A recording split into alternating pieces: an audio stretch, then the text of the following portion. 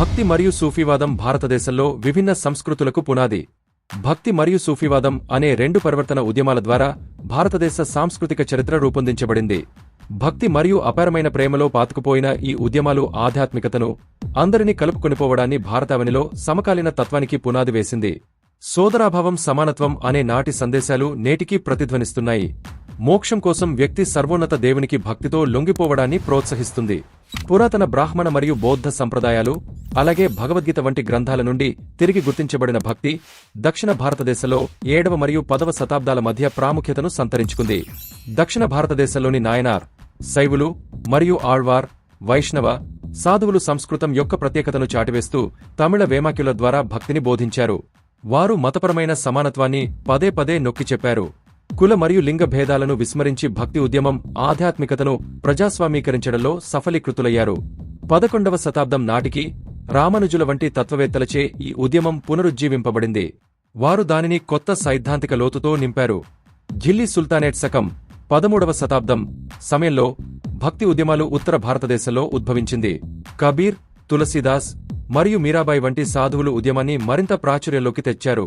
ఏది ఏమైనప్పటికీ కబీర్ యొక్క ఏకేశ్వరోపాసన, సమతావాద దృష్టి, అనుగుణ్యతలో లోతుగా పాతుకుపోయాయి. భారతదేశంలో ఇస్లాం స్థాపనతో పాటుగా ఉన్న సూఫీయిజం భక్తి సంప్రదాయాలతో అద్భుతమైన సమాంతరాలను పంచుకుంది. చిష్టి, సుహ్రావర్ది మరియు నక్ష్బందీ ఆదేశాలు దైవిక ఐక్యతకు మార్గాలుగా ప్రేమ, కరుణ, సోదరభావం, మతసామరస్యం లాంటి వినయాన్ని అందరికీ పంచారు.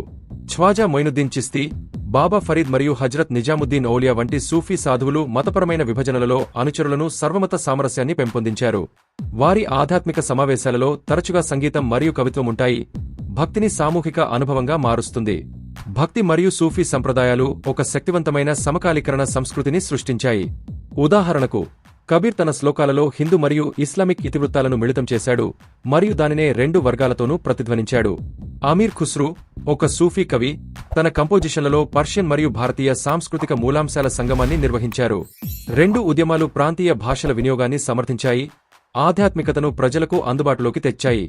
ఈ సమ్మేళనం భారతదేశం యొక్క సాంస్కృతిక మరియు కళాత్మక సంప్రదాయాలను సుసంపన్నం చేసింది. భక్తి సంగీతం, సాహిత్యంతో పాటు ఖవ్వాలి భజనలు వంటి కళారూపాలను ప్రభావితం చేసింది.